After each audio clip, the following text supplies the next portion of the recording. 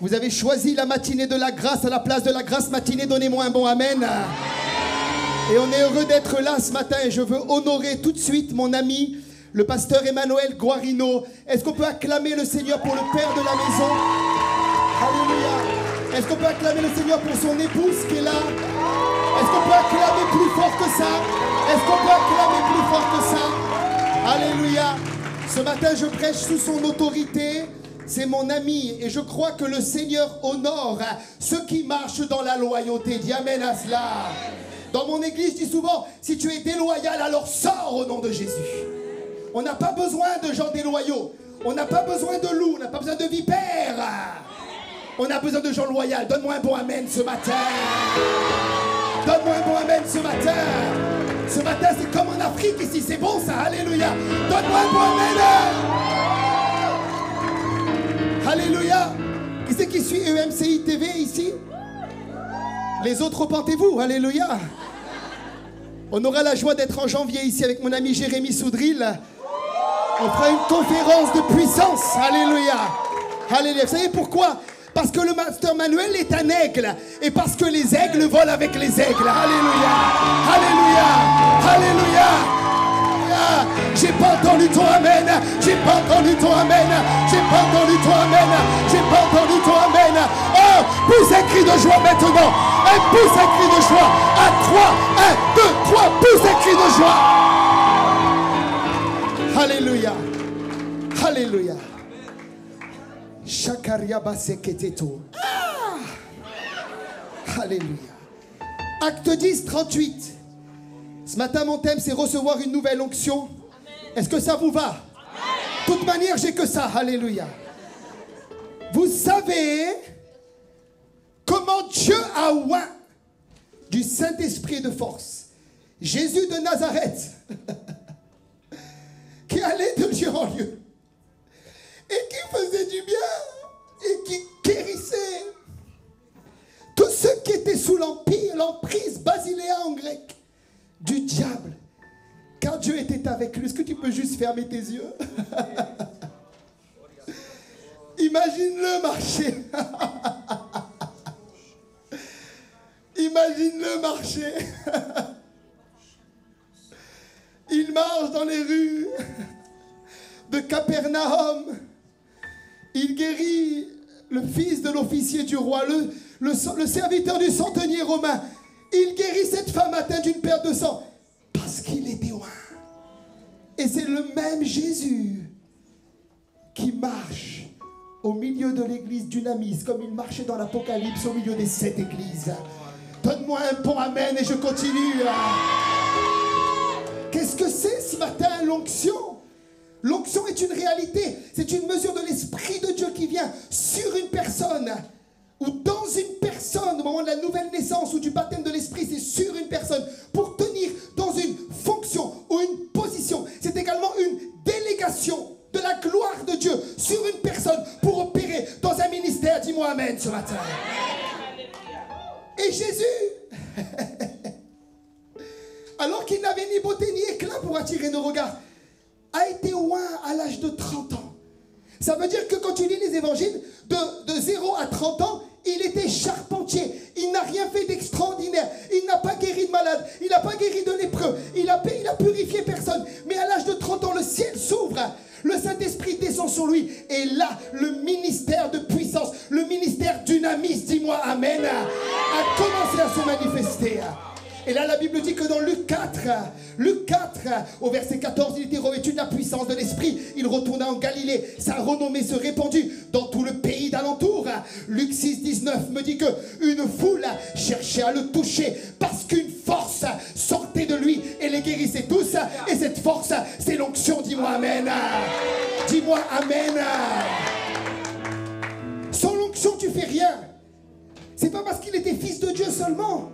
T'as plein de gens qui me disent, pasteur,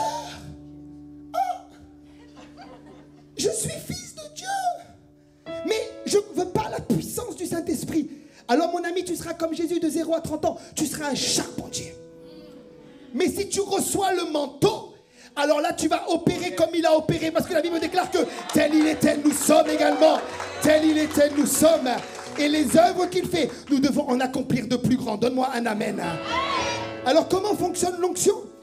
Il y a ce qu'on appelle des mesures d'onction. On a lu que Jésus, non j'ai pas lu mais je vais le lire rapidement, Jean 3, 34, que Dieu lui a donné l'esprit sans mesure. Mais pour nous, on a l'esprit avec mesure. Parce que lui, il n'a jamais connu le péché, ni esprit, ni âme, ni corps. Il était prophète, il était évangéliste, il était le berger d'Israël. Il a opéré dans les 5 ministères, il a tout fait. Mais nous, en ce qui nous concerne, on a une mesure d'onction. Cette onction vient de 3 manières. Est-ce que ça vous intéresse ce matin? La première manière, c'est la souveraineté de Dieu. Dieu va oindre des gens, je ne sais pas pourquoi. Dieu dira à Jérémie, avant même que tu sois né, conçu, je t'avais déjà établi. Ça s'appelle la souveraineté de Dieu. Le deuxième moyen, c'est ta vie de prière, ce qu'on appelle la consécration. Tu te mets à part et l'onction grandit dans le lieu secret ou dans la chambre haute. Et le troisième moyen, c'est ce qu'on appelle des transferts d'onction. C'est ce que... qui a dit commande? Alléluia. Fire! Alléluia. Deutéronome 34, verset 9. Josué, fils de Nun, était rempli de l'esprit de sagesse. Écoute bien, car Moïse, son papa, avait posé ses mains sur lui. Et il y a eu un transfert d'onction. Élie a donné son onction à Élisée. Ça veut dire qu'il lui a donné le manteau. Mais le manteau, c'était quoi? C'était l'onction. Et il fera le double de miracle d'Élie. Et si tu n'as pas de transfert d'onction, tu vas opérer avec une petite mesure d'onction. Mon père, qui est aussi mon père spirituel, m'a donné de son onction. J'ai reçu d'autres hommes de Dieu. Mon ami Jérémy Soudril, quand on a connecté ensemble, c'était dynamis. Alléluia. Et il m'a donné de son onction. Alléluia. Et quand Dieu me fait frotter avec des hommes de Dieu, je connecte avec également leur onction. Voilà pourquoi, écoutez-moi bien, la première onction que tu dois recevoir, c'est l'onction de la maison. Ton père, c'est le pasteur Emmanuel. Ça veut dire que si tu travailles sous son autorité, l'onction qui est sur le pasteur Emmanuel va venir sur toi. Est-ce que quelqu'un m'entend? Est-ce que quelqu'un m'entend? Ne cherche pas l'onction pili-pili du Togo, mais cherche d'abord l'onction du pasteur Emmanuel. C'est ce qu'on appelle des transferts d'onction. Si tu l'honores, si tu laves les mains au pasteur Emmanuel comme Élie avait ses mains lavées par Élisée, alors il y a quelque chose. Tous ceux qui sont sous mon onction, qui travaillent avec moi, même qui portent ma valise, qui sont avec moi, je les prends dans le secret, je leur impose les mains. Parce qu'ils sont connectés à mon onction, ils reçoivent des transferts d'onction. Il y a des gens qui me disent, pasteur, je ne rêvais pas. Depuis que je viens dans ton église, j'ai des rêves. Alléluia. Ça s'appelle des transferts d'onction. Donne-moi un bon amen vitaminé. L'onction, écoutez bien, n'est pas là juste pour te faire des guili-guili. Des chatouilles. Il y en a qui me disent ce matin, j'ai eu des chatouilles. Mais qu'est-ce que les chatouilles ont changé à ta vie? L'onction n'est pas là pour cela. L'onction est donnée pour une mission. Quelqu'un dit amen à cela. L'onction est donnée pour un but. Et le but, tu le trouves dans Ésaïe 10, 27. En ce jour, nous sommes dans ce jour. Nous sommes dans ce qu'on appelle la dispensation de la grâce qui a démarré à la Pentecôte et qui se termine par l'enlèvement de l'Église. Nous sommes dans ce jour où le fardeau est ôté de dessus ton épaule et de dessus ton cou et la graisse ou l'onction fait éclater le joug. Ésaïe 61, au verset 1, l'Esprit.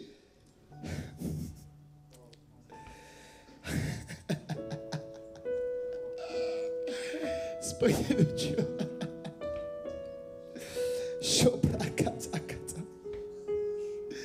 Hey! Oh! Ayarabasheba! Yano! Alléluia, le ciel est ouvert ce matin. L'Esprit du Seigneur l'Éternel est sur moi comme un manteau, car il m'a oint pour porter de bonnes nouvelles aux malheureux, guérir ceux qui ont le cœur brisé, proclamer aux captifs la liberté et aux prisonniers la délivrance. Dis Amen. L'onction n'est pas là pour donner des chatouilles, mais elle brise le joug. Qu'est-ce que c'est un joug? C'est quelque chose qui est lourd. C'est un fardeau. Joug plus fort encore, mon frère. Alléluia. Shakarababasata. Oh, pas trop fort, mais pas trop bas non plus. Alléluia. Alléluia. Un fardeau, c'est quelque chose qui est lourd. c'est une maladie, c'est une dépression, c'est une tristesse, c'est une oppression, c'est un cancer. Ne me dis pas que la maladie est une bénédiction. Ah! Il y en a qui disent, pasteur, Dieu a voulu me sanctifier. Il m'a donné un petit cancer. Il a besoin du cancer pour te sanctifier. Il a besoin de prendre ce qui est du diable et de le donner. La maladie vient du diable.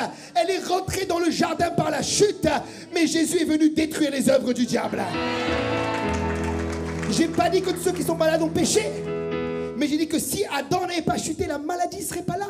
Voilà pourquoi quand tu pries, tu vas dire au Seigneur que ton règne vienne, tu rétablis ce qu'il y a dans les cieux sur la terre et tu chasses la maladie au nom de Jésus. Un joug. Mais l'Esprit est là également pour guérir. Ouvrir les yeux des aveugles. Délivrer. L'onction est là pour un but. Écoutez bien, en ce qui concerne les 5 ministères d'Éphésiens 4, il y a des évangélistes, des pasteurs, des prophètes, des docteurs. Et toute cette onction qu'ils ont reçue, ce qu'on appelle l'onction pour les ministères dons, est donnée pour une fonction. Par exemple, quelqu'un qui me dit, pasteur, quelqu'un a un mouchoir ici? Ah. Vous devriez acheter les grandes serviettes, vous savez, comme ça. Ah. Alléluia. Regardez, 75 ans comme il est vif. Alléluia. Ça, c'est l'onction aussi. Alléluia. Ça, c'est l'onction. Alléluia. Il est loin en plus. Oh, oh, alléluia. Acte 19, les mouchoirs de Paul. Alléluia. Et l'évangéliste, il a une onction pour évangéliser. Si quelqu'un te dit, pasteur, j'ai une carte, et ma carte de visite, c'est une carte où il y a écrit évangéliste, mais dans son église, il y a 2 rats et 2 poissons, ce n'est pas un évangéliste. Mon père est un évangéliste, il a prêché aux foules, il a 75 ans, il prêche dans les prisons, partout où il va, les âmes sont sauvées, parce qu'il y a une onction, et l'onction amène un fruit tangible. L'onction est là pour une mission, dis-moi amen. Si tu es avec un prophète et qu'il prophétise sur toi, non pas la prophétie de l'Ancien Testament, mais du Nouveau Testament, elle exhorte, elle console, elle édifie, tu es béni. Quelqu'un me dit, j'ai vu un prophète et depuis je marche dans la confusion. C'était pas un prophète, c'était un esprit familier qui t'a parlé. Parce que l'esprit prophétique te construit. L'onction amène un fruit. Quelqu'un me dit, pasteur, je connais un apôtre. On ne devrait pas s'appeler ça apôtre comme ça. Combien d'églises tu as ouvert? T'arrives pas à payer ton loyer. Ah! Et tu me dis, je suis un apôtre. T'es pas un apôtre, t'es un charlatan. Parce que l'onction amène un fruit tangible. Ce n'est pas la carte qui amène l'onction, mais c'est le fruit qui montre que quelqu'un a reçu une onction apostolique ou pas. Le pasteur, il va amener les brebis dans des verts pâturages. T'en as quand il prêche, tu sais plus si t'es sauvé ou pas. Alléluia. Moi, je les arrête, ces gens-là. Ils te parlent d'eschatologie, de pneumatologie, d'angéologie. Oh! Mais tu comprends rien. Parce qu'ils n'ont pas reçu le manteau. Ne cherche pas la théologie, ne cherche pas la faculté, ne cherche pas l'ITB, mais cherche le manteau. Si tu as le manteau, alors tu peux enseigner. Quelqu'un dit amène à ça. L'onction amène un fruit. Et sans l'onction, il n'y a rien. L'onction n'est pas non plus une manifestation, mais elle produit des manifestations. L'onction est une personne, la personne du Saint-Esprit en mouvement. Mais quand elle est là, il se passe toujours quelque chose. Dis-moi amen. Un jour, je prêche dans un quartier difficile. Et là, on rentre en contact avec des gitans, des gens qui viennent vraiment de très loin. Et Dieu me dit, commence une réunion pour les enfants. Et là, on commence une réunion pour les enfants. Je prie pour un enfant. Et l'enfant tombe dans l'esprit. Et là, il reste 5 heures au sol. Et au bout de 5 heures, le grand-père me dit, hey, t'es sûr qu'il n'est pas mort? Je dis non. Quelqu'un dit non ce matin. Non. Il est bien vivant. Il est monté au ciel, il a vu Jésus. Alléluia. Il est redescendu, il parlait en langue. Son père était aveugle, sa mère l'avait quitté. Mais ce jour-là, sa vie a été transformée. Pourquoi? Parce que quand l'onction est là, il peut y avoir des manifestations. Nous ne cherchons pas les manifestations, mais nous cherchons l'onction. Mais quand l'onction est là, il se produit toujours quelque chose. Dis-moi amen. Alors maintenant, comment fonctionne l'onction? John J. Lake, qui connaît John J. Lake? Repentez-vous, alléluia. L'apôtre de l'Afrique. L'apôtre de l'Afrique. Cet homme-là, même quand il y avait la lèpre aux États-Unis, la lèpre ne le touchait pas.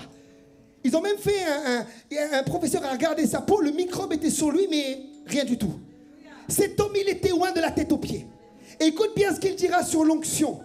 Il dira que la puissance du Saint-Esprit est dans le monde spirituel, ce que l'électricité est dans le monde physique. Elles sont gérées par les mêmes lois. Ça veut dire que l'électricité a toujours existé. Le premier qui l'a compris, c'est Benjamin Franklin, avec son cerf-volant, lorsqu'il a pris la foudre. Il a dit, il y a une puissance, dynamis, dans l'atmosphère. Mais ça ne suffit pas. Il faut que Thomas Edison vienne créer ce qu'on appelle un conducteur qui est le cuivre pour exploiter l'onction. Est-ce qu'on est ensemble?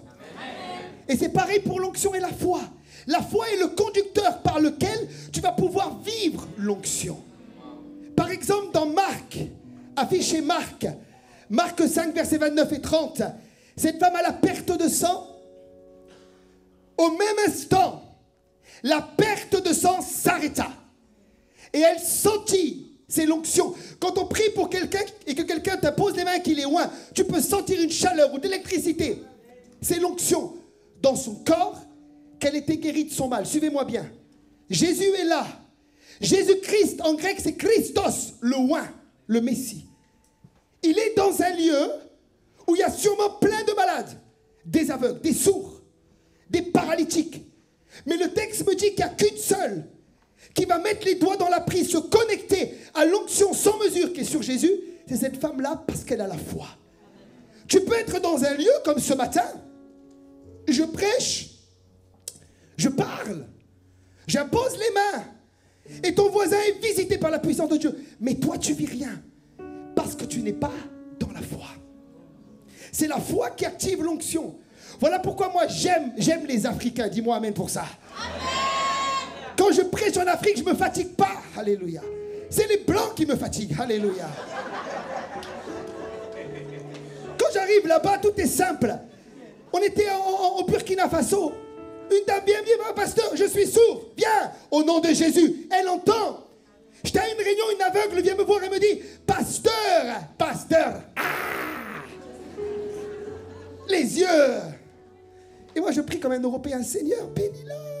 Il n'y a rien qui se passe. Elle me dit, papa, Je dis, 2 fois, Seigneur, fais vite, alléluia. Je prie une 2e fois, rien. Et la 3e fois, à cause de sa foi, elle a été guérie. Mais c'est pas la foi, elle a connecté sa foi à mon onction. Elle a mis les doigts dans la prise. T'as des gens, vous êtes là, vous souffrez de maladie. Il y a une personne, me dit le Seigneur, tu souffres de problèmes intérieurs. Tu es une femme, dans le bas de ton ventre également, il y a des saignements. Tu souffres, me dit Jésus. Mais connecte-toi à l'onction ce matin. Connecte-toi à l'onction. Connecte-toi au dynamisme. Quand je fais les émissions EMCI TV, je prêche derrière une caméra. On a fait un live avec papa. On a eu, je crois, 1 400 000 vues. Et on a reçu, écoutez, ce n'est pas les vues qui m'intéressent, c'est le fruit.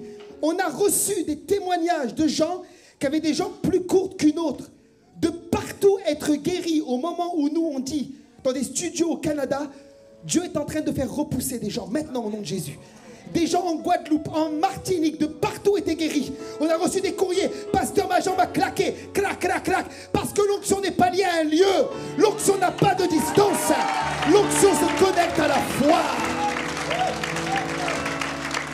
Quand je suis rentré chez moi, j'ai dit, Seigneur, maintenant je vais le vivre ici. Alléluia. J'ai appelé les personnes qui avaient des jambes plus courtes que l'autre. Et un homme était là. Il avait vu son médecin. Il avait une jambe beaucoup plus courte. Des problèmes de dos. Il crie à Dieu. Il a entendu clac, clac. Il est parti voir le médecin, il a été guéri. Je prêche en Belgique. J'arrive en Belgique, une dame me dit, pasteur, je vais vous expliquer mon témoignage. Je dis, quoi? Qu'est-ce qui se passe? Elle me dit, j'ai écouté le live MCI. Et tu dis que les gens qui ont des jambes plus courtes qu'une autre sont guéris. J'étais en train de faire du bricolage, j'ai entendu clac, clac. Je suis allé voir le médecin. Mes problèmes de dos ont cessé. Ma jambe s'est remise au même niveau que l'autre. Alléluia. Ça, c'est l'onction. Mais l'onction se mélange à la foi. À la foi. Voilà pourquoi les gens qui nous invitent et qui n'ont pas la foi, ça ne sert à rien de nous inviter. On n'a pas de temps à te donner.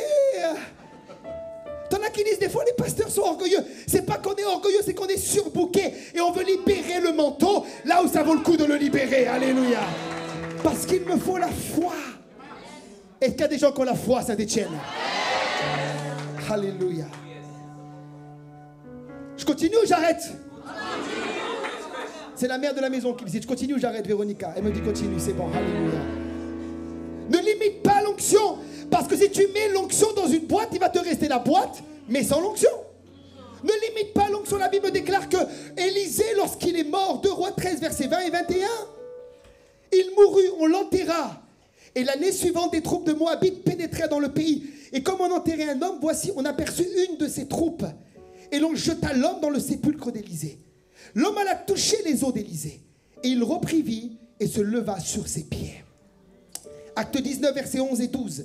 Et Dieu faisait des miracles extraordinaires par les mains de Paul, au point qu'on appliquait sur les malades des linges ou des mouchoirs qui avaient touché son corps, et les maladies les quittaient et les esprits malins sortaient. Ne mets jamais l'onction dans une boîte. Ne mets jamais l'onction dans une boîte. On parle d'un homme de Dieu qui était tellement loin lors d'un réveil que lorsque les gens touchaient la voiture, ils étaient guéris. C'est pas de la sorcellerie, mais c'est qu'il était tellement loin que la voiture était imbibée de l'onction. L'onction n'est pas limitée. Elle n'est pas limitée. Un jour, je dors chez un homme. Alors que je dors chez lui, son neveu dort chez lui. Le jour d'après, et dans le lit, les démons se manifestaient. Parce que l'onction était encore là. Quand l'onction est là, il se passe quelque chose. Donne-moi un bon amen. Ne limite pas l'onction.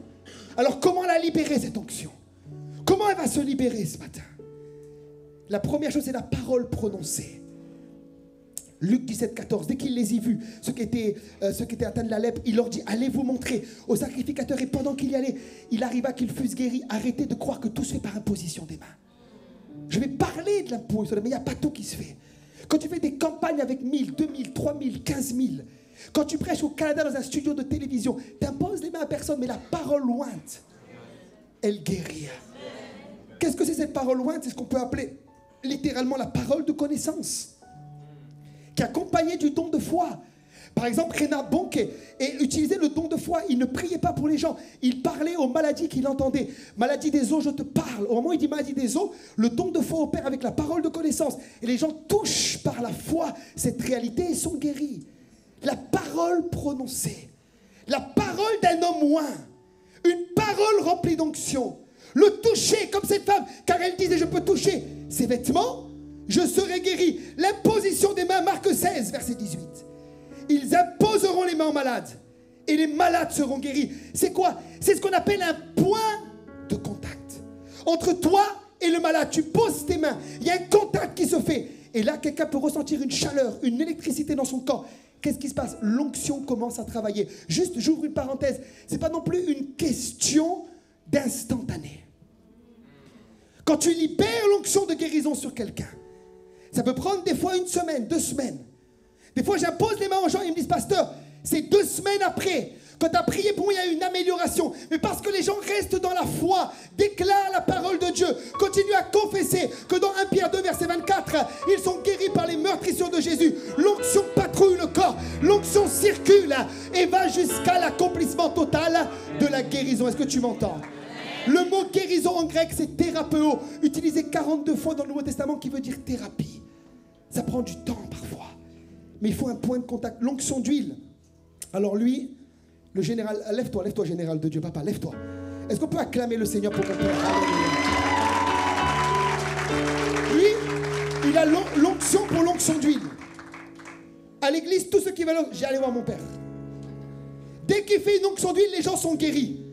Il y a encore 3 semaines, il a oint une dame qui avait des problèmes à l'oreille interne. Elle ne pouvait plus se lever. Elle avait des vertiges. Elle est venue à l'église en galérant. Ils l'ont ramenée en galérant. Papa, il est arrivé. Et lui, il ne cherche pas à comprendre. Il n'y a pas de prière de 3 heures. Rabba, Shaka, Tababa, feu, sois guéri. Elle était guérie. Alléluia. L'onction d'huile libère l'onction. Mais ce n'est pas dans l'huile. L'huile, ce n'est pas l'huile de Jérusalem qui te guérit. C'est la foi dans la promesse de Dieu. Dis amen à cela. Dans Jacques 5, il dit quelqu'un parmi vous est malade, qu'il appelle les anciens de l'église, qu'il prie pour lui en loignant d'huile au nom du Seigneur. La prière de la foi sauvera le malade et le Seigneur le relèvera. Et s'il a commis des péchés, ils lui seront pardonnés. Également le repas du Seigneur. Quand Paul parle du repas du Seigneur, il dit, c'est pourquoi celui qui mangera le pain ou boira la coupe du Seigneur indignement sera coupable envers le corps et le sang du Seigneur. Que chacun donc s'éprouve soi-même et qu'ils mangent du pain et boivent de la coupe, car celui qui mange et boit sans discerner le corps du Seigneur mange et boit un jugement contre lui-même. C'est pourquoi il y a parmi vous beaucoup d'infirmes, de malades et qu'un grand nombre sont morts. Dieu m'a parlé par rapport à ça. Il y a des gens qui mouraient à Corinthe parce qu'ils vivaient dans l'adultère et couchaient avec la femme de son père. L'autre s'enivrait avec le repas du Seigneur et il ne discernait pas le corps. Et alors c'est le seul cas du Nouveau Testament où Dieu non pas envoie la maladie parce qu'il n'envoie pas de maladie, mais parce qu'ils ont été trop loin, permet qu'ils soient touchés par la maladie. Parce que Dieu n'est pas malade, il est en bonne santé, il envoie que la santé. Dis amen à cela. Amen. Mais c'est Satan qui les touche parce qu'ils sont sortis de la sécurité de Dieu. Et Dieu m'a dit, si le repas du Seigneur est un moyen de jugement, à combien plus forte raison, le repas du Seigneur est un moyen pour vivre ta bénédiction. Voilà pourquoi Paul dira que la coupe que nous prenons n'est pas appelée une coupe de malédiction, mais une coupe de bénédiction. Et il y a des gens dans mon église qui sont guéris toutes les semaines par le repas du Seigneur. Ma mère, par exemple, tu pourrais l'expliquer. Ma mère a fait 2 ans d'Alzheimer, elle perdait la tête. Elle m'appelait Christian, elle l'appelait Stéphane. Oh, elle perdait les clés, les papiers, tout. On lui a imposé les mains, on lui a imposé les pieds, on a tout fait. Ça n'a pas donné. Mais on a persévéré dans la foi. Et un dimanche matin, alors qu'elle prend le repas du Seigneur à l'église chez nous, c'est toujours un temps très fort. Nous, la Sainte-Seine, c'est un temps où on libère les paroles prophétiques. Elle a une vision, elle voit la couronne d'épines sur la tête de Jésus. Et elle entend dans son esprit, j'ai porté cette maladie, tu n'as plus besoin de la porter. À l'instant, elle a été guérie. Personne ne l'a touchée, mais l'onction a circulé. L'onction s'est manifestée. L'onction a été libérée. Et elle l'a reçue comment? Par le moyen de la foi. Dis-moi amen. La Sainte-Seine est un moyen par lequel Dieu également guérit. Je peux parler d'autres domaines, la louange ou autre, qui également libère l'onction. Mais j'aimerais terminer avant de prier pour vous par 2 réalités pour grandir dans l'onction. Comment grandir dans l'onction? Écoutez bien ce qui concerne Jésus. Luc 3, versets 21 et 22. Tout le peuple se faisait baptiser. Jésus fut aussi baptisé. Et pendant qu'il priait, le ciel s'ouvrit et l'Esprit descend sur lui sous une forme corporelle comme une colombe. Écoutez bien, est-ce que Jésus avait besoin d'être baptisé? Est-ce que Jésus avait besoin de s'humilier devant Jean le Baptiste? Jean-Baptiste prêchait, repentez-vous, race de vipères. Il parlait aux adultères, il parlait aux pharisiens, il parlait aux voleurs, il parlait aux gens qui étaient mauvais. Et d'un coup vient son cousin qui lui dit, moi, baptise-moi. Et lorsqu'il s'humilie, là il reçoit l'onction. Et l'Esprit de Dieu m'a dit souvent, beaucoup ne sont pas ouins parce qu'ils ne sont pas humbles. Beaucoup ne sont pas ouins parce qu'ils sont orgueilleux. Beaucoup ne sont pas ouins parce qu'ils ne peuvent pas recevoir le manteau. S'ils recevaient le manteau, ils exploseraient. Ils démarqueraient des églises partout. Pourquoi? C'est un problème de caractère. Dieu doit oindre les gens qui sont humbles. Je ne parle pas avec les gens qui me méprisent. Je ne parle pas avec les gens qui s'en fichent de moi. Je parle avec les gens humbles. Je bénis les gens humbles. Les orgueilleux, je les laisse tomber. Je les laisse tomber. Dans mon église, je dis quand je prêche, tu me regardes comme ça. Ah! Je prie pas pour toi. Je prie pas pour toi. Parce que souriez, vous êtes sauvés. Alléluia. Les gens humbles sont bénis. Quand j'ai rencontré des papas qui avaient l'onction, je suis venu, j'ai dit pasteur Samuel Peter Schmidt, le premier avec qui j'ai reçu les dons spirituels quand j'ai eu papa, il dit Samuel, moi je veux l'embane, vas-y viens, prie pour moi. Il m'a imposé les mains. J'ai pas dit pasteur Samuel, j'ai fait une école de théologie. Pasteur Samuel, je connais ma Bible. Pasteur Samuel, mon père est pentecôtiste. Je sais juste une chose, c'est que j'ai besoin d'être loin. Et parce que tu as reçu l'onction, pose les mains sur moi. L'humilité amène une percée. L'humilité amène l'onction. Mais les gens trop intelligents, ils sont pas humbles souvent. Ils connaissent trop leur Bible pour avoir l'onction. Laisse tomber les gens comme ça. Dieu m'a dit un jour, arrête de prier pour les ossements qui sont morts. Prie seulement pour ceux qui vont revivre. Alléluia. L'humilité.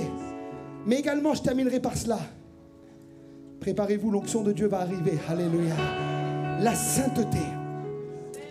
Hébreux 1:9, tu as aimé la justice, tu as haï l'iniquité. C'est pourquoi ton Dieu t'a oint d'une huile de joie au lieu de tes égaux. Ça veut dire qu'écoute-moi bien, il y a des gens qui ne peuvent pas être loin. Tant qu'ils ne règlent pas le problème du péché, du caractère, ils ne peuvent pas être loin. La Bible parle de 9 dons spirituels, mais de 9 fruits également. Et si tu ne manifestes pas le fruit de l'esprit, c'est comme si le Seigneur donnait de la dynamite dans les mains d'un enfant. T'en es dans des problèmes d'impudicité, des problèmes de pornographie, des problèmes dans tous les sens. Il dit, pasteur, je veux l'onction. Mais non, cherche pas l'onction. D'abord, sanctifie-toi et tu vas recevoir l'onction. Vous savez, il y a des gens qui aiment trop le péché et qui n'aiment pas assez la sainteté. Écoutez bien ce que dit Dieu. Il dit, j'ai aimé la justice et j'ai haï l'iniquité. Il y a des gens dans nos églises qui aiment la justice, mais ils ne haïssent pas le mal. Tu dois haïr pour être loin ce que Dieu haït. Si Dieu haït le mal, Dieu haït le mal. Si Dieu haït la pornographie, non seulement je ne regarderai pas de la pornographie, mais je vais la haïr. Chez moi, tu ne fais pas rentrer des choses qui vont casser mon onction. Par exemple, ça c'est un réma personnel. Moi, je ne bois pas d'alcool. C'est un truc que j'ai reçu, tu ne bois pas d'alcool. Mon père en boit, pas de problème. Moi, j'en bois pas. Dès que je bois un verre, je sens l'onction qui est attristée. Et j'entends plus la voix de Dieu.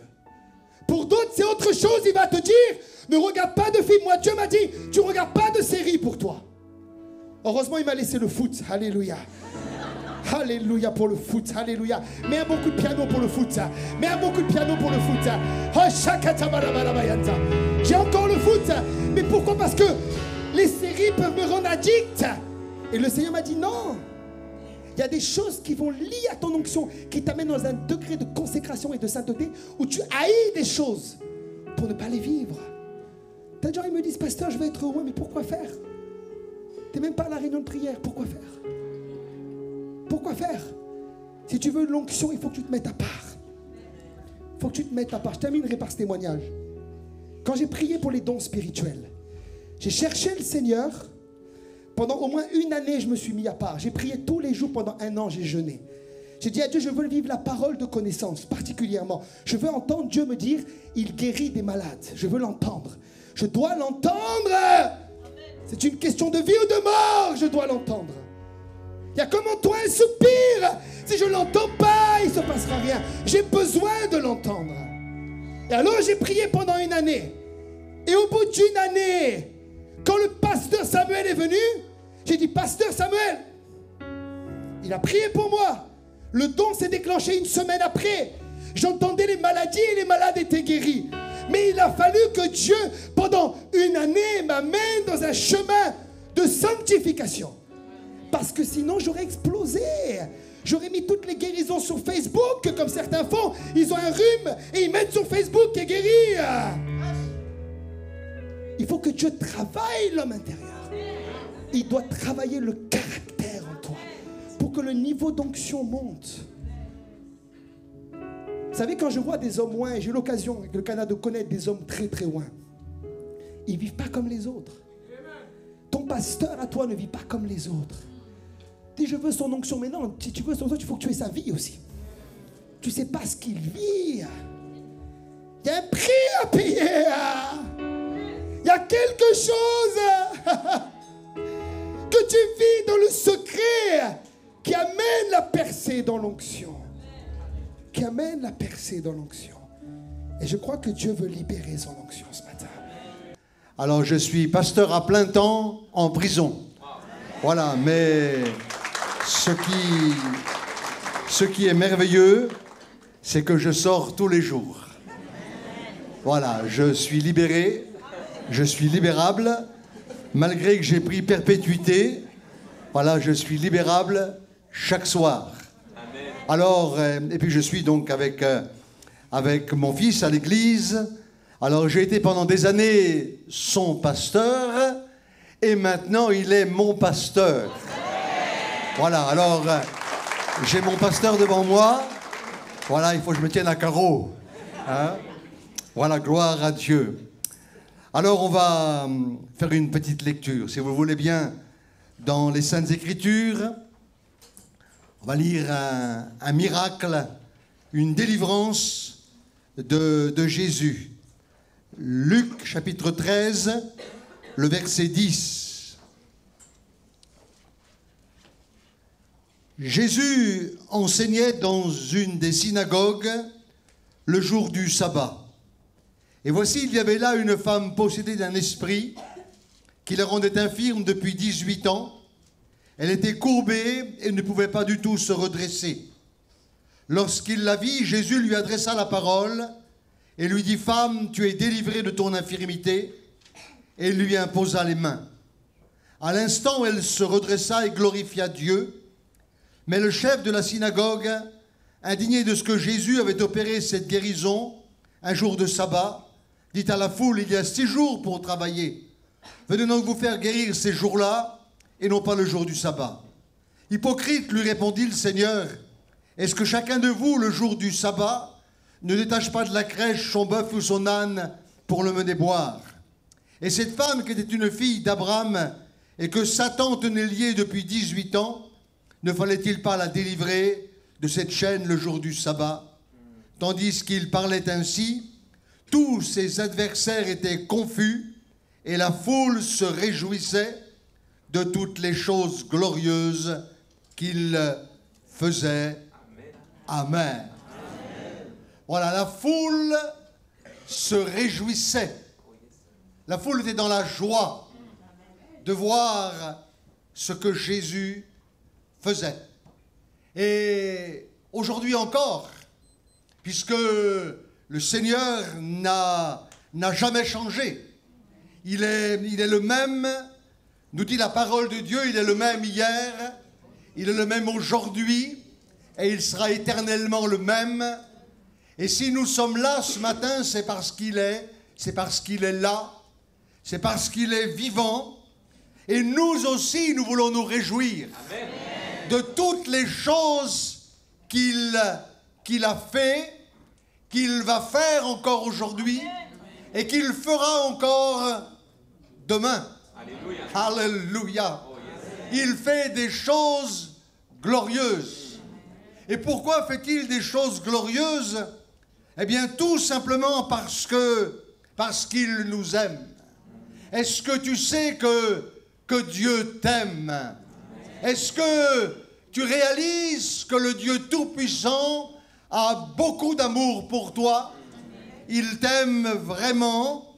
Et peut-être j'aimerais parler d'un témoignage que j'ai vécu, voyez-vous, d'un homme qui se trouve en prison. Et donc cet homme, eh bien c'est tout simple, il est un jour de semaine, il est 11h30, et à 11h30, c'est l'heure, eh bien nous, en fin de compte, le repas des détenus est servi.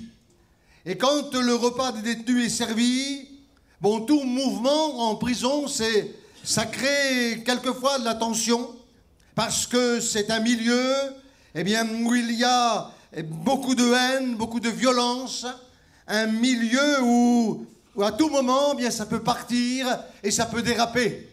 Alors donc, il est 11h30, je dois retourner chez moi, voilà, pour manger, prendre mon repas. Et puis, donc, je quitte la détention et le Saint-Esprit parle à mon cœur. Vous savez, quand le Saint-Esprit vous parle, il faut toujours faire attention. Quand le Saint-Esprit vous parle, il faut toujours être à l'écoute et obéir.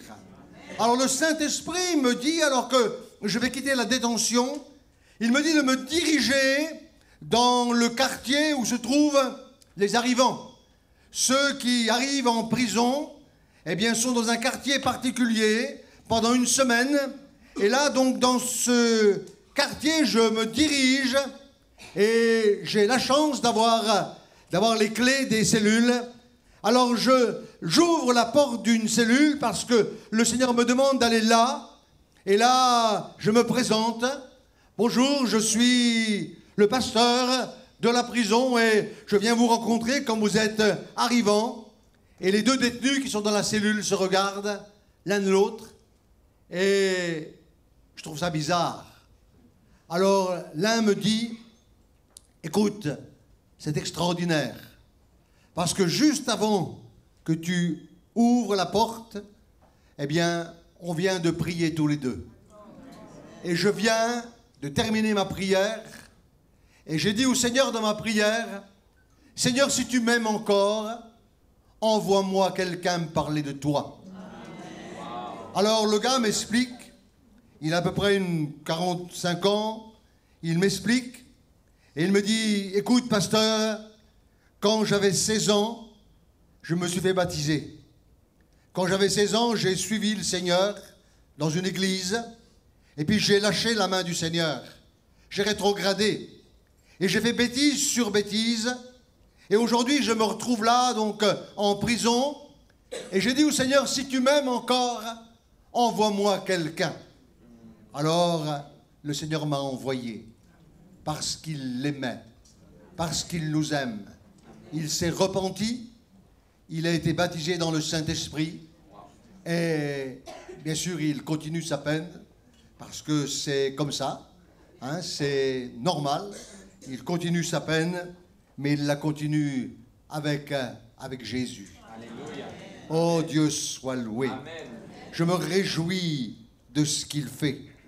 Et non seulement je me réjouis de ce qu'il fait, mais je me réjouis de ce qu'il a fait dans ma propre vie. Parce que voyez-vous, je ne suis pas venu sur la terre, au monde, avec une Bible sous le bras, dans mon berceau. Non, mais je suis né dans un foyer particulier avec un beau-père qui était un homme d'une violence extrême parce qu'il buvait beaucoup d'alcool. Il était sous l'effet de l'alcool, mais du matin au soir et du soir au matin, du 1er janvier au 31 décembre. Et quand il était sous l'effet de l'alcool, il était d'une violence extrême. Et je me souviens, alors que j'étais un tout petit garçon, j'ai encore ces images là devant mes yeux. Je me souviens qu'un jour, eh bien, il a fermé tout dans la maison et il me dit, rentre dans la pièce là, viens maintenant ici.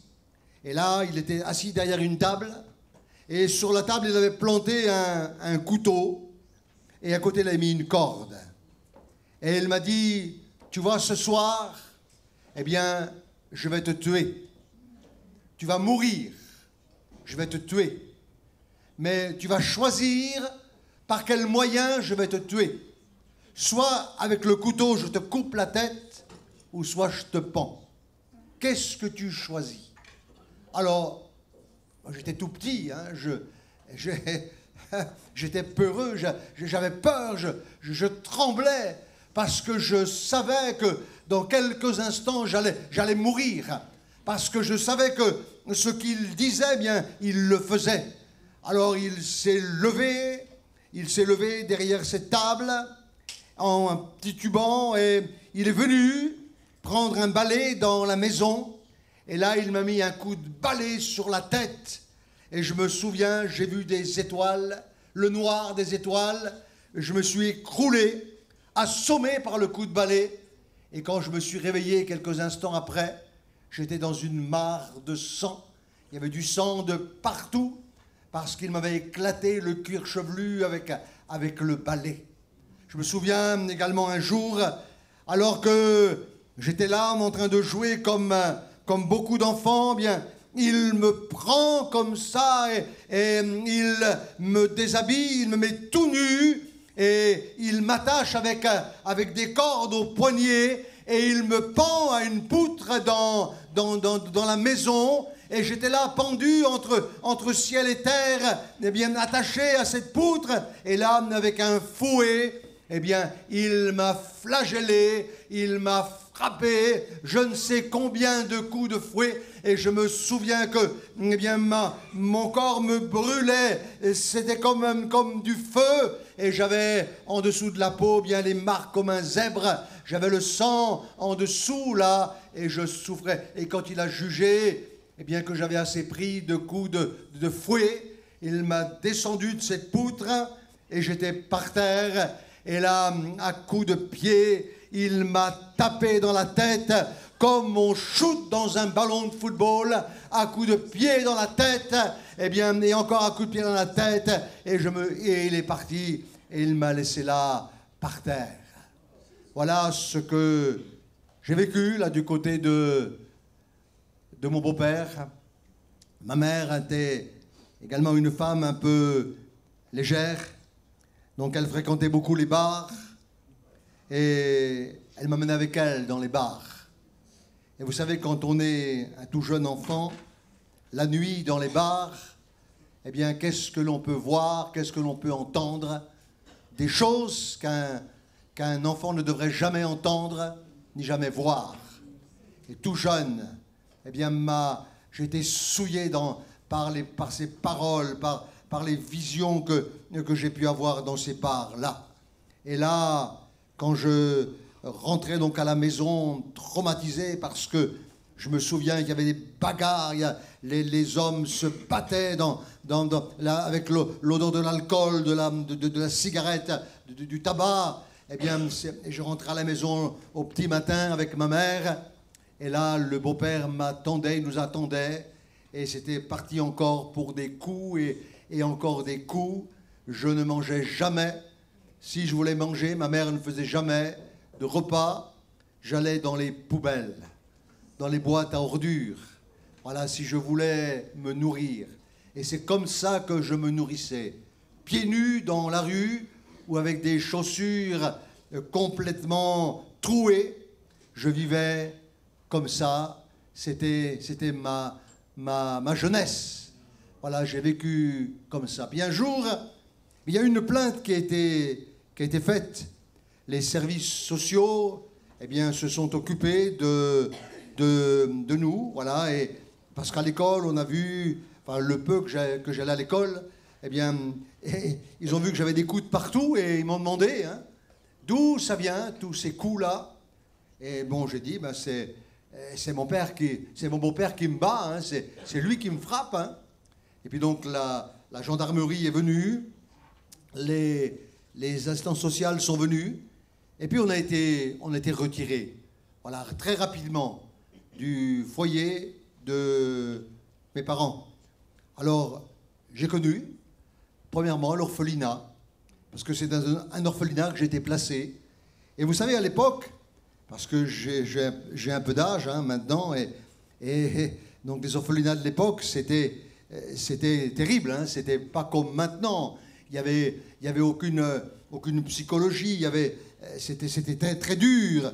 Et là, dans l'orphelinat, il y avait des grands dortoirs, immenses dortoirs avec 50 lits qui étaient là et avec une discipline de fer. Et dans l'orphelinat, eh bien, j'étais constamment puni parce que moi, j'avais des couches chez mes parents. Je mangeais pas chez mes parents, mais j'avais la liberté. Voyez-vous, je rentrais quelquefois eh bien, à la maison 2-3 jours sans rentrer. Ils ne se préoccupaient pas où j'étais, ce que je faisais. Et là, dans l'orphelinat, il y a une discipline de fer. Et moi, j'aime pas la discipline. Moi, j'aime pas ce qui est carré. J'aime pas du tout ça. Et à cause de ça, j'étais constamment puni. Dans le bureau de la directrice, et je me souviens que la directrice, eh bien, elle me frappait aussi avec une cravache, et après m'en fait la morale, mais la morale, ça rentre là, ça sort là. Elle pouvait me dire tout ce qu'elle voulait, j'en avais rien à faire de ce qu'elle me disait, mais là, eh bien, elle me frappait, mais j'ai dit, tu sais, j'ai tellement été tapé, tape autant que tu veux, ça me fait rien, c'est que des caresses. Alors, ça la mettait en colère. Elle était en colère. Elle me dit, Christian, un jour tu finiras mal. Tu finiras ta vie en prison. Voilà ce qu'elle me disait. Faut jamais dire ça. Faut jamais dire ça à un enfant. Non, jamais. Et donc, cet orphelinat, je suis resté un temps, placé après dans une famille d'accueil. La dame était très gentille, celle qui m'a accueilli. Elle s'occupait bien de moi, elle me nourrissait bien. J'allais à l'école régulièrement.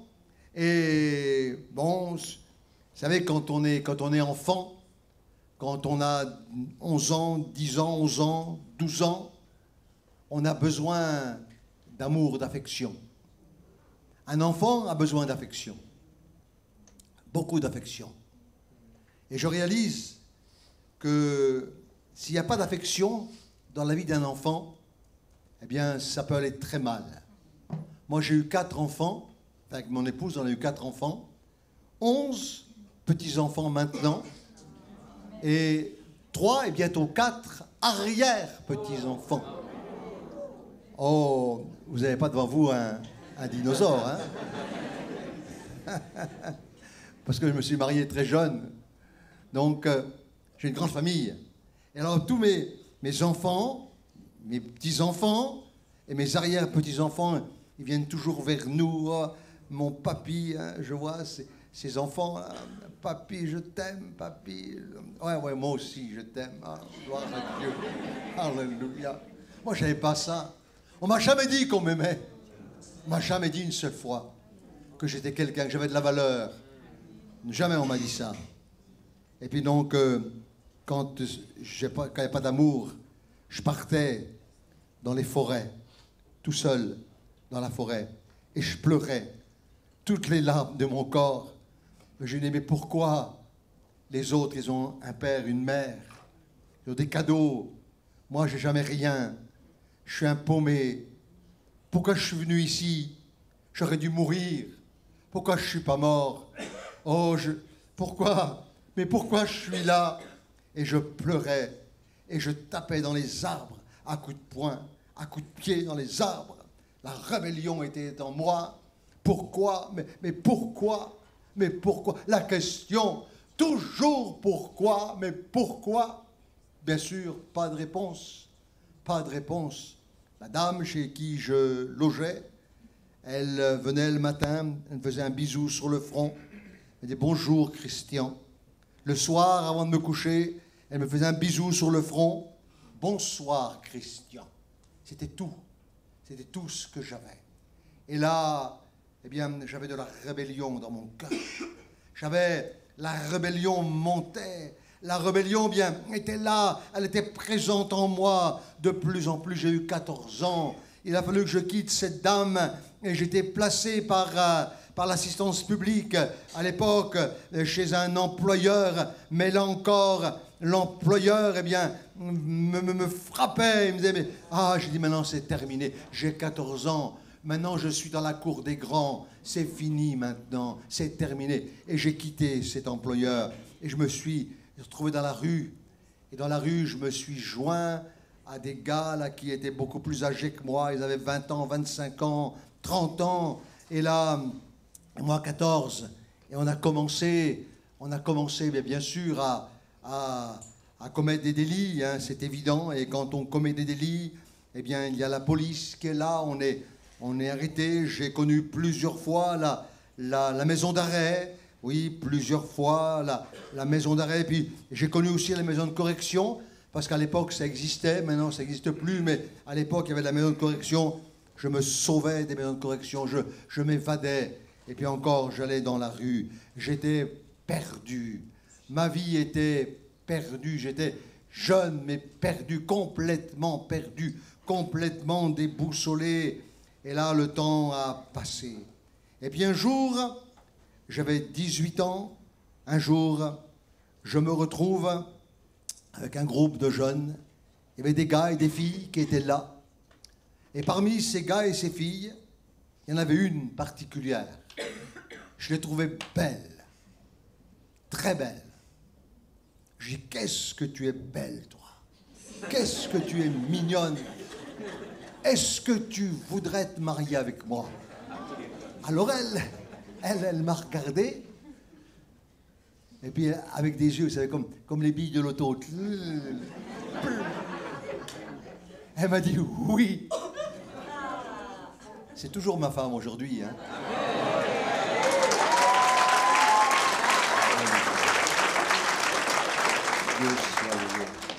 On a fêté le 28 mai nos 56 ans de mariage.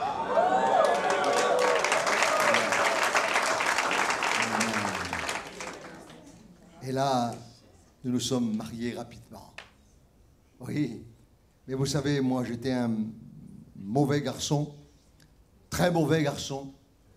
Et ma femme, elle est petite de taille, hein, elle est petite.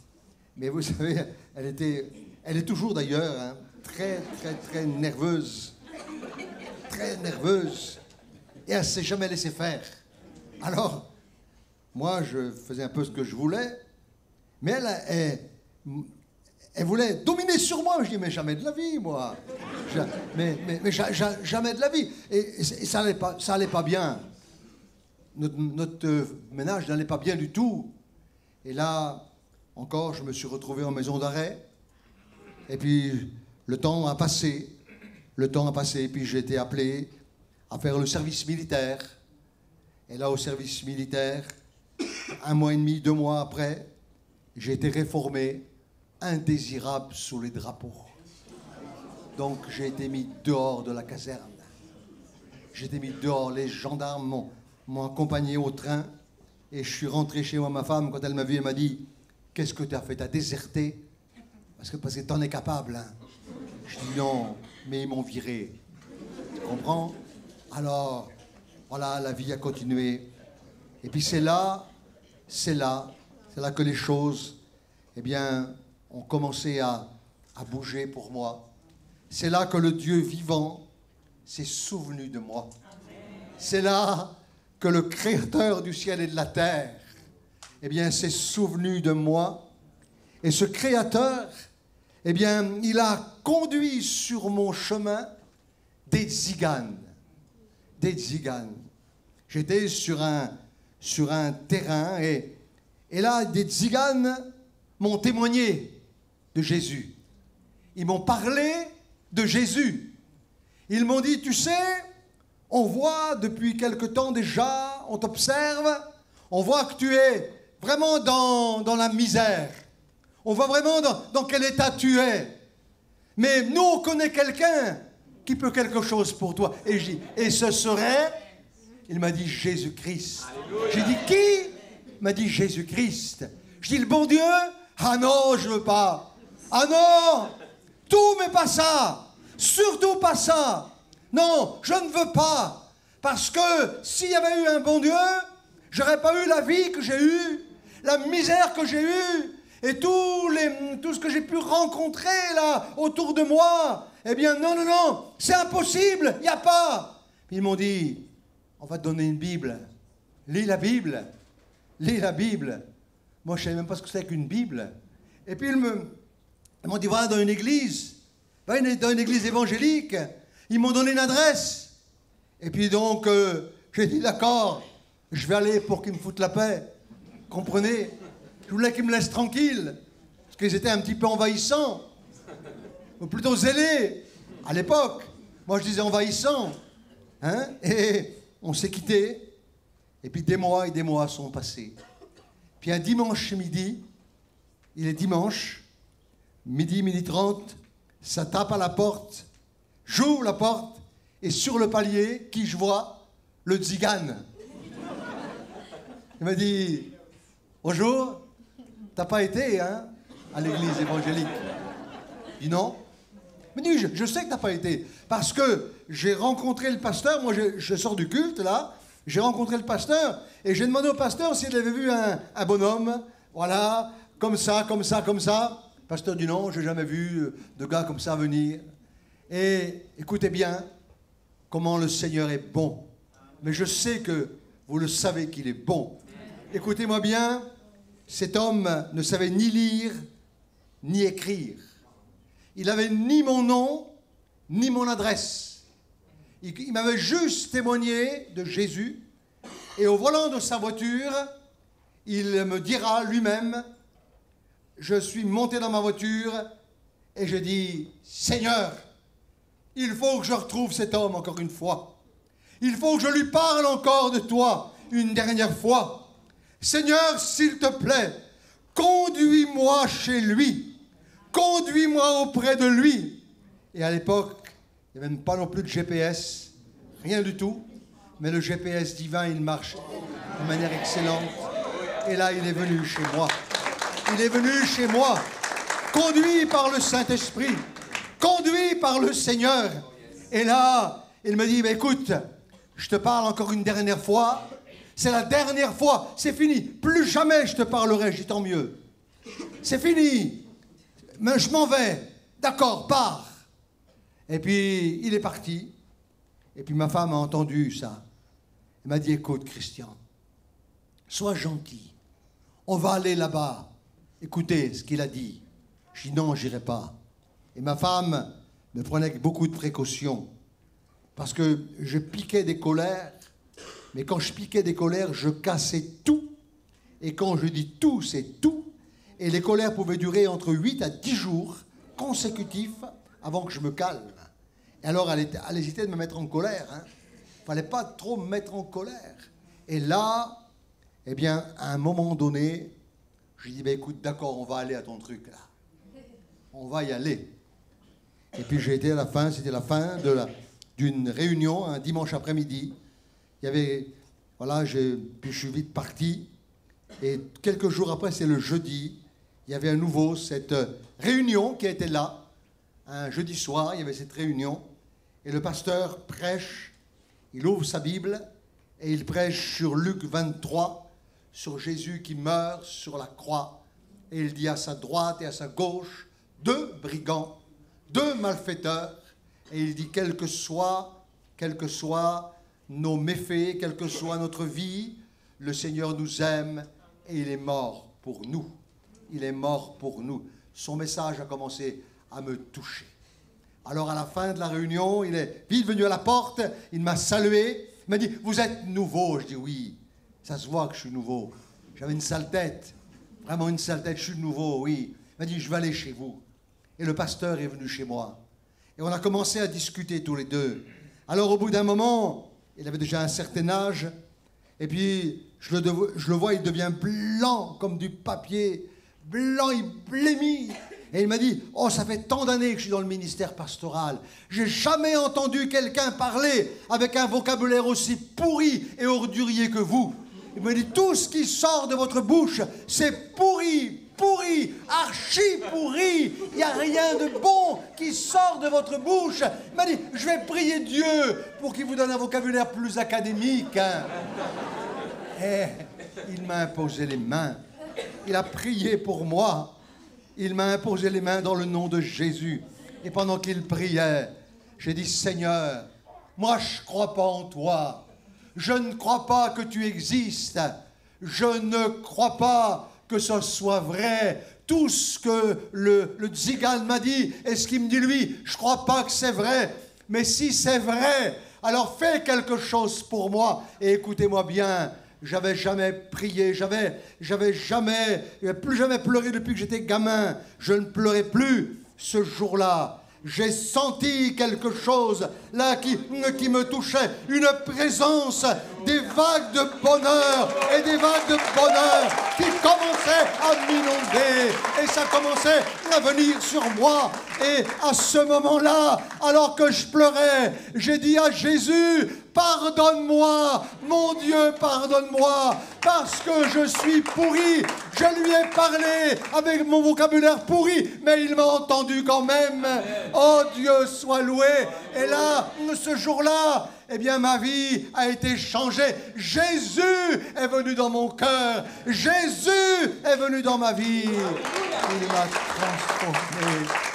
Il m'a transformé. Je n'ai plus jamais été le même. À partir de ce jour-là, le chemin a été fait. Mon épouse vient quelque temps après, elle vient. Elle dit, qu'est-ce qui t'arrive? Pourquoi tu pleures, toi? C'est pas possible. Mais t'es devenu mou comme un caramel maintenant. Non. Mais je dis, voilà, Jésus. Ah, elle m'a dit, ah ben non, moi, je veux pas. Hein. Ah non, non, non. Et heureusement, un mois après, c'était elle aussi qui donnait sa vie à Jésus-Christ dans une réunion à Paris-Sentier. Voilà, voyez-vous, eh bien, ce jour-là, ça a été le commencement d'une vie nouvelle pour moi. Alors le pasteur m'a dit, écoute, Christian, sur ta vie, il y a un appel de Dieu. C'est certain. Dieu t'a appelé. Dieu t'a appelé. Alors tu vas aller dans une école biblique. Alors j'ai été dans une école biblique. À l'époque, c'était dans la région parisienne. Maintenant, c'est à Bordeaux, mais à l'époque, c'était dans la région parisienne. Et là, à l'école biblique, ben, je suis resté 2 ans et demi. Alors les premiers mois, c'était terrible. Parce que me retrouver comme ça dans une école avec des gars, des filles BCBG, c'était pas trop mon truc, moi. Hein. Moi, c'était pas du tout mon truc. Alors, au début, c'était compliqué. Et je rentrais le vendredi chez moi. Tous les vendredis, je rentrais chez moi. Et j'ai dit, c'est fini, je mets plus les pieds là-bas. C'est terminé. Hein. Ah là là là là. Ah là là. Faire la vaisselle, laver les casseroles. Non, non, non, non, non. Moi je suis pas là pour ça. Hors de question. Ça, c'est les bonnes femmes qui font ça, mais pas moi. Je fais pas ça, moi. Non, non, non, non, non, non, non, non, non, non. Mais qu'est-ce que je travaille? Et puis donc, le temps a passé. Et puis je dis au pasteur, écoute-moi bien, c'est fini, je vais plus. Hein. C'est terminé, je n'y vais plus. Il m'a dit, mais on verra, on verra. Attends, on verra, attends, laisse passer dimanche, puis on verra. Et je sais pas, le lundi, eh ben, je me retrouvais encore là-bas. Ça a duré comme ça quelques mois. Après, c'était vraiment parfait. J'ai appris la discipline. J'ai appris à étudier. J'ai appris à prier surtout. J'ai appris à connaître Jésus. Et puis je suis rentré dans le service de Dieu. Et ça fait maintenant très longtemps que je suis dans le service de Dieu. 50 ans que je suis dans le service de Dieu. Et quelle grâce que de pouvoir servir le Maître. Il fait tout à merveille. J'étais courbé, mais il m'a redressé. Ce matin, est-ce que quelque part tu es courbé? Est-ce que quelque part, eh bien, tu te sens comme courbé et tu voudrais te redresser? Moi, je voulais me redresser, mais je ne pouvais pas. Je ne pouvais pas. Impossible. Il y avait une impossibilité. Mais quand le Maître est venu, cette chaîne a été brisée dans ma vie. Ce matin, est-ce qu'il y a une chaîne dans ta vie? Peut-être que cette chaîne, elle se trouve dans le domaine de tes pensées. Peut-être que tu as du mal à maîtriser tes pensées. Peut-être que dans le domaine de tes pensées, là, c'est un peu le fouillis. C'est constamment des pensées négatives qui sont là, qui te harcèlent, qui te taraudent le jour et la nuit. Et tu as du mal à remporter une victoire à cause de tes pensées qui sont courbées. Mais ce matin, c'est la matinée de la délivrance. C'est la matinée de la grâce. C'est la matinée, où Jésus va intervenir. Où Jésus est là. Et il te dit, tu es délivré. Tu es libéré. Écoute-moi bien, tu es libéré. Jésus est le même. Jésus est merveilleux. Jésus est monté un jour sur une croix. Jésus a été cloué. Jésus a été percé. Sa chair a été déchirée. Sa chair a été brûlée. Sa chair a été anéantie par le fouet. Oui, son sang a coulé pour que dans une matinée comme celle-ci, tu sois pardonné, tu sois changé. Et dans ces meurtrissures, tu es guéri. Dans ces meurtrissures, tu es guéri. Oui, tu es guéri. Jésus, c'est celui qui guérit et qui sauve. Alors que nous sommes devant lui ce matin, il fait tout à merveille. Il fait entendre les sourds, il fait parler les muets, il est vivant, il est là, il est là, il est glorieux. Son nom est Jésus. Son nom est Jésus. Bonjour, j'espère que la prédication vous a plu et qu'elle vous a béni. N'hésitez pas à vous abonner sur notre chaîne YouTube et à activer la cloche de notification, à nous suivre sur notre page Instagram ainsi que Facebook. Si vous voulez soutenir notre église et bénir le ministère, n'hésitez pas à cliquer sur le lien qui est en barre d'infos. À la semaine prochaine!